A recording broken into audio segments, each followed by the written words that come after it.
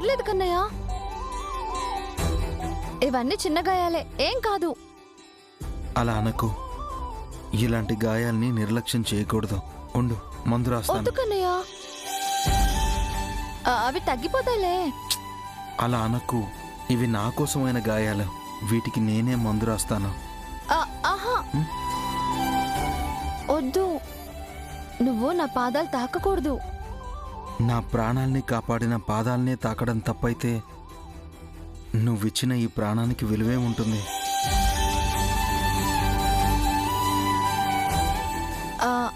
అది కాదు కన్నయ్య, ప్లీజ్ వద్దు. కొంచెం రాస్తే అయిపోతుంది. ఆగగు.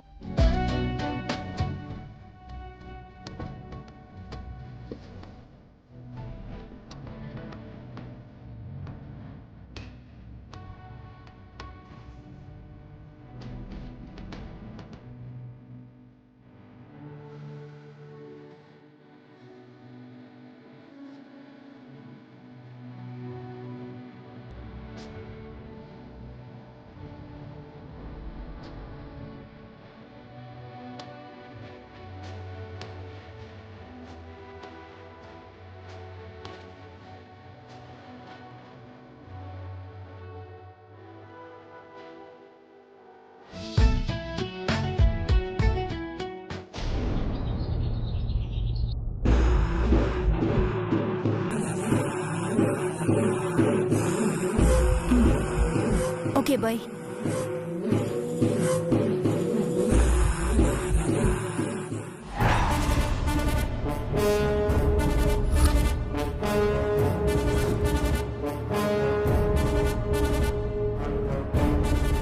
బావ బెడ్ మీద పడుకుంటే ఈ డమ్మీది నేల మీద పడుకుందేంటి?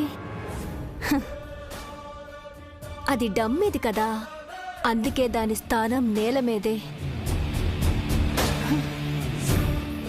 ఇదే సీన్ ఇలానే అత్తయ్య చూస్తే దీని బాగోతమేంటో అసలు ఇదేంటో అత్తయ్యకి అర్థమవుతుంది. ఎస్, వెంటనే అత్తయ్యకి సీన్ చూపించాలి. అమ్మా గోమతి. అత్తయ్య గారు చెప్పండి. చిన్నోడికి టిఫిన్ ఏం చేస్తున్నావమ్మా?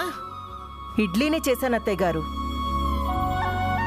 అత్తయ్య, బావ ఇడ్లీ తినొచ్చో లేదో? ఇడ్లీ తింటే ఏమవుతుంది?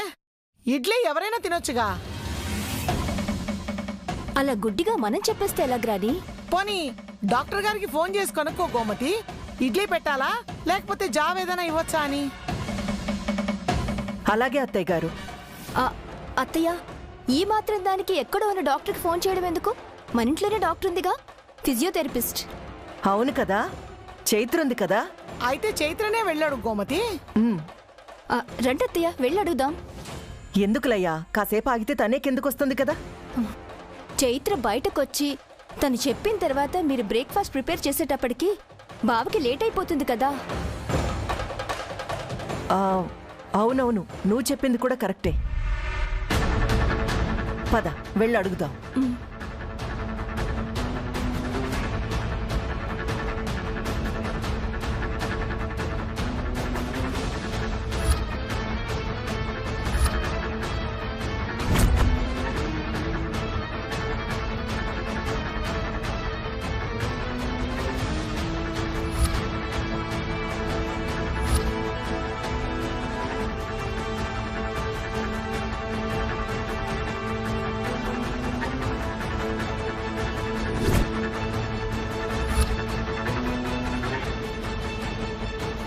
ఏంటత్తయ్యా?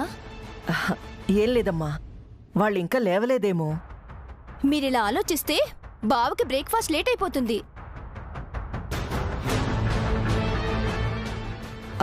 చైత్ర,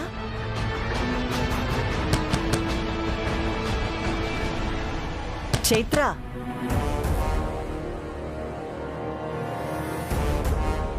చైత్ర,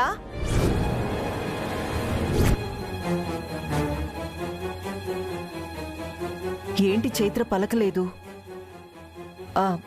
చైత్ర,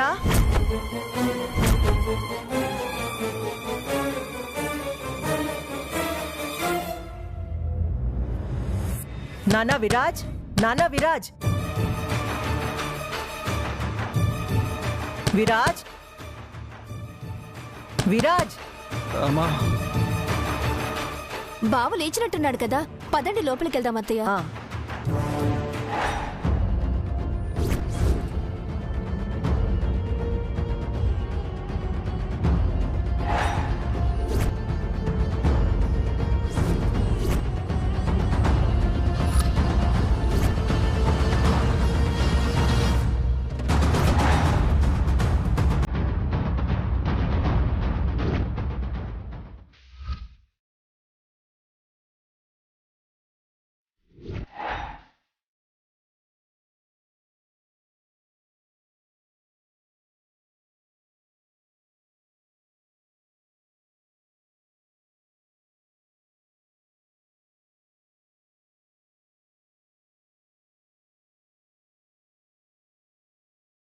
విరాజ్, చైత్ర ఏంట్రా అక్కడ పడుకుంది?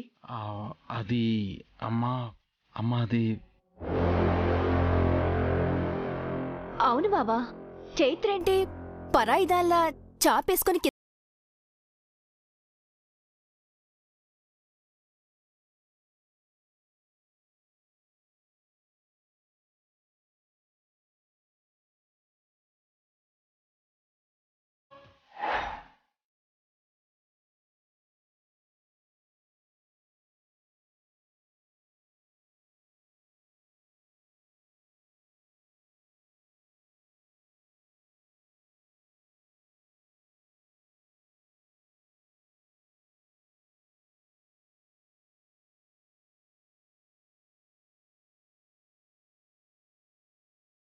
ఏం జరుగుతుందిరా ఇక్కడ?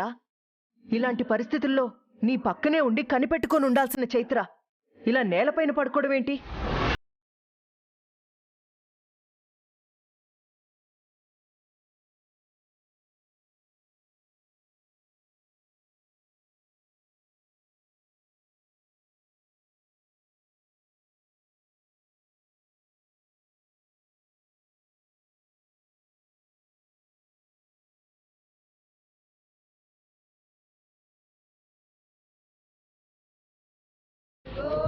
తన రూపాన్ని చూసి మీరు చైత్ర అనుకుంటున్నారేమో, తను చైత్ర కాదు.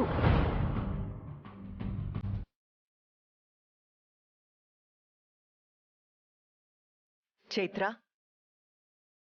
నువ్వు కింద పడుకోవడం, వాడు సంబంధం లేనట్టు దూరంగా పడుకోవడం ఏంటి? భార్యాభర్తలు జీవితాన్ని షేర్ చేసుకున్నట్లే బెడ్ని షేర్ చేసుకుని పడుకుంటారు. కానీ మీరిలా ఏ సంబంధం లేని వాళ్ళలా ఎవరికి వారు దూరంగా పడుకుంటున్నారు?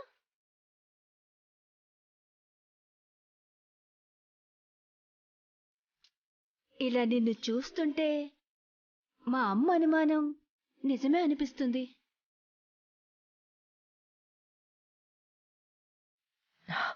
అడుగుతుంది మిమ్మల్నేరా, మాట్లాడరేంట్రా?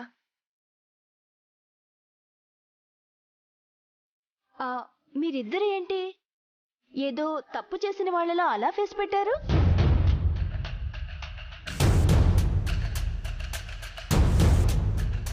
అత్తయ్యకి సమాధానం చెప్పండి.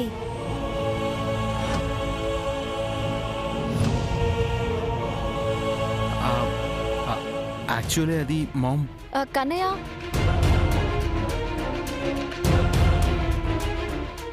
నువ్వు ఆగు, నేను చెప్తాను కదా.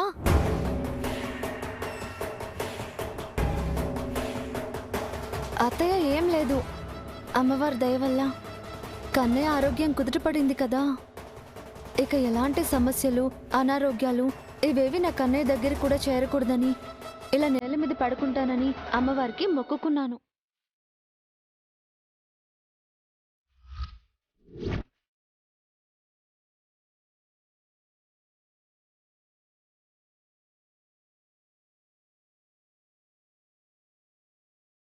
మంచిదమ్మా. నిన్ను విరాజ్కి దూరంగా చూసేసరికి నేనేదో అనుకున్నాను. మీరిద్దరూ ఎలాంటి పరిస్థితుల్లోనూ దూరంగా ఉండకూడదు. ఎలాంటి అనర్థాలు, అరిష్టాలు, అపశకునాలు మీ ఇద్దరి మధ్య జరగకూడదంటే నీ మెళ్ళో విరాజ్ చేత మంగళకరంగా ఆ 3 ముళ్ళు త్వరగా వేయించాలి.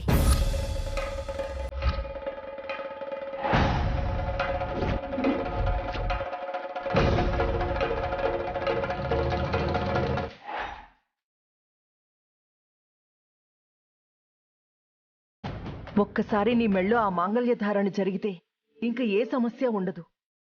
ఆ తాళి బొట్టే విరాజ్కి శ్రీరామ రక్షగా ఉంటుంది.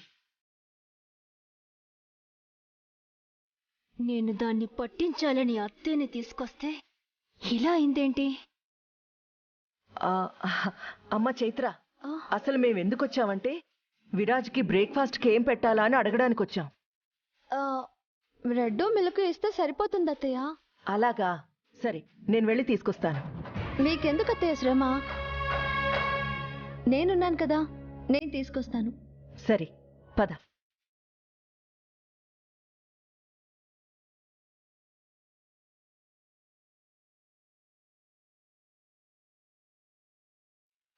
విరాజ్ చేత మంగళకరంగా ఆ 3 ముళ్ళు త్వరగా వేయించాలి. ఆ తాళిబొట్టే విరాజ్కి శ్రీరామ రక్షగా ఉంటుంది.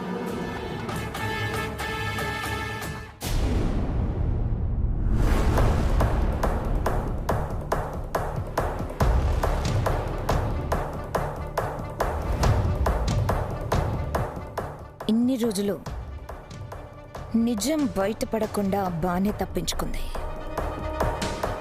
కానీ ఈరోజు మనం వేసే ప్లాన్తో ఎట్టి పరిస్థితుల్లోనూ తప్పించుకోలేదు.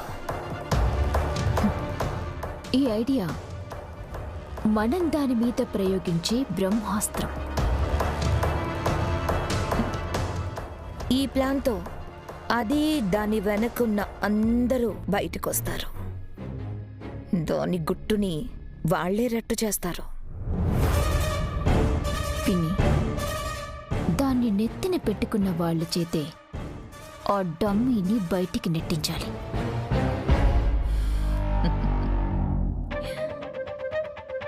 లేట్ ఎందుకు? పద, ఈ పథకానికి పావులు కదుపుదాం.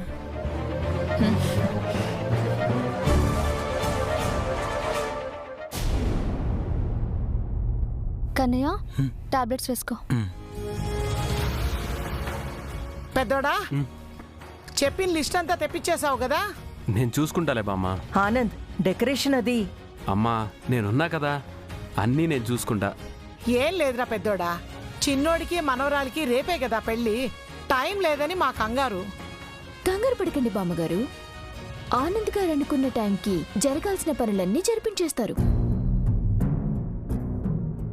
కానీ ఆనంద్ గారు ఒక విషయం మర్చిపోతున్నారు. ఏంటది? చైత్ర విరాజ్కి జరిగే ఈ పెళ్లి శుభకార్యం మీకు నాకు మన చుట్టాలకేనా? అందరికీ తెలియచేయాలని మీకు అనిపించట్లేదా?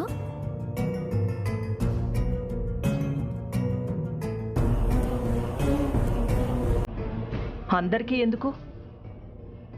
వదినా, ఈ పెళ్లి శుభకార్యం అందరికీ తెలియాలి. ఎందుకంటే చైత్ర తిరిగొచ్చిందని మనకి బయట కొంతమందికి మాత్రమే తెలుసు. మిగిలిన వాళ్ళ దృష్టిలో చైత్ర లేదని అనుకుంటున్నారు.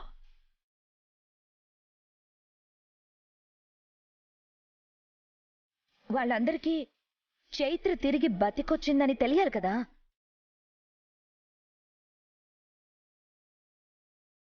బయట వాళ్ళకు తెలిస్తే ఎంత, తెలియకపోతే ఎంత? అయినా బయట తను చైత్ర కాదని ఒంటికాల మీద నిలబడి చెప్తూ ఉంటావుగా. ఇప్పుడేంటి చైత్ర గురించి అందరికీ చెప్పాలని కొత్త పాట పాడుతున్నావు? అమ్మా, తను చైత్రే అని నాకు కనువిప్పు కలిగింది.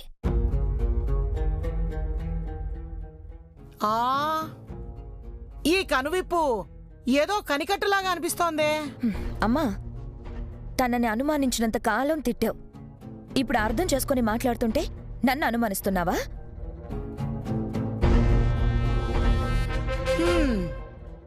పోన్లేండి అత్తయ్యా, ఇప్పటికైనా నిజం తెలుసుకుంది హంస.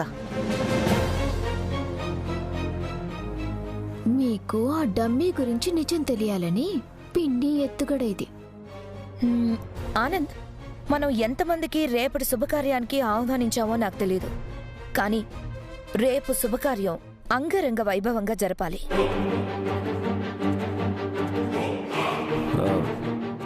తెలిసిన వాళ్ళ వరకే రమ్మని చెప్పాను అత్తయ్య.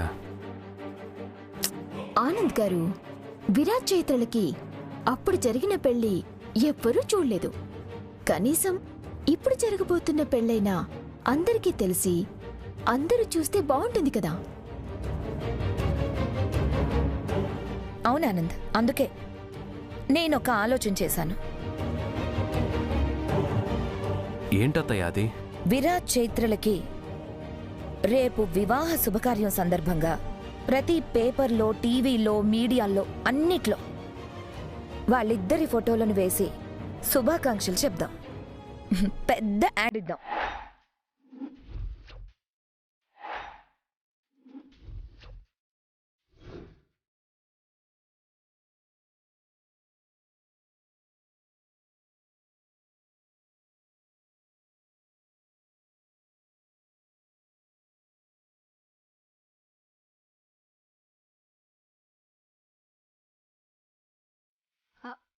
మంచి ఐడియా మా. ఇలా చేయడం వల్ల మన పరువు ప్రతిష్ఠ కూడా పెరుగుతాయి ఆనంద్ గారు.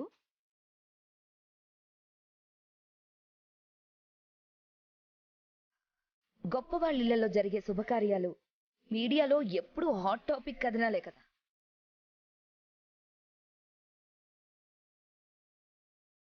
అలానే రేపు చైత్ర విరాజుల శుభకార్యం టాక్ ఆఫ్ ది టౌన్ అవ్వాలి. అబ్బా, ఎన్ని రోజులకు ఒక మంచి మాట చెప్పావే నువ్వు. మంచి ఆలోచనే అత్తయ్య గారు. ఆనంద్, నువ్వేమంటావురా? అంత మంచి ఆలోచన నేనేమంటానమ్మా, ఎస్ అనే అంటాను. అత్తయ్య, యు సో బ్రిలియంట్. నా బ్రిలియన్స్ ఇప్పుడు కాదు, రేపు ఈ యాడ్ పబ్లిష్ అయిన తర్వాత డమ్మి గుట్టు తెలిసాక మీ అందరికీ అర్థమవుతుంది. మీరు అన్నట్టు యాడ్తో పాటు చిన్న ప్రెస్ మీట్ కూడా పెడదాం.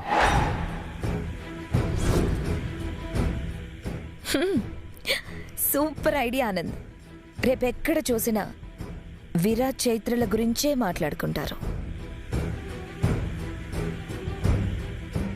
మొత్తానికి పనికొచ్చే ఐడియాలనే ఉంది ఇది. విరాజ్, నీకు ఓకే కదా? వద్దన్నయ్య.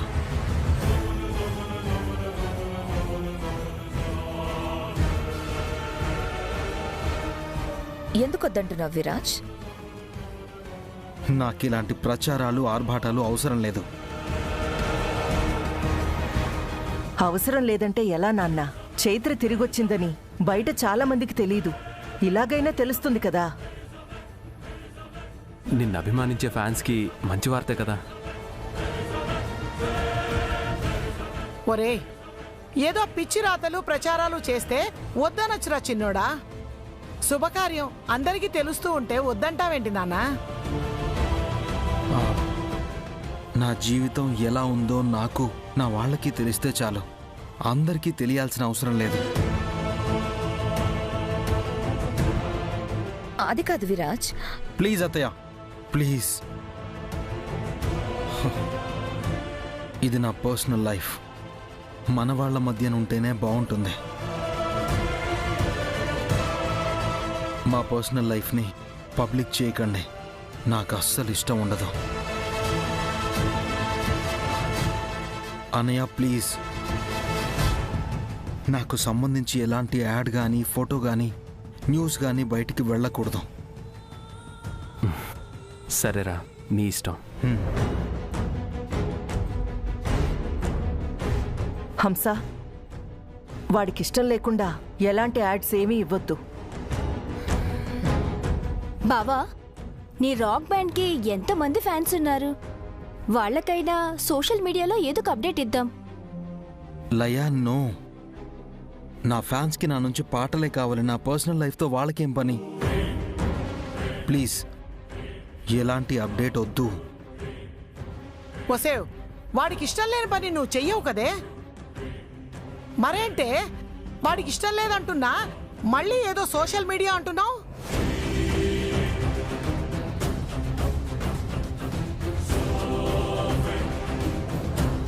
కన్నయ్య, నొప్పిగా ఉందా?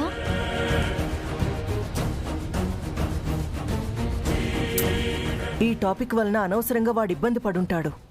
చైత్ర, విరాజ్ని తీసుకెళ్ళు, వాడికి రెస్ట్ అవసరం. రా కన్నయ్య. జాగ్రత్త.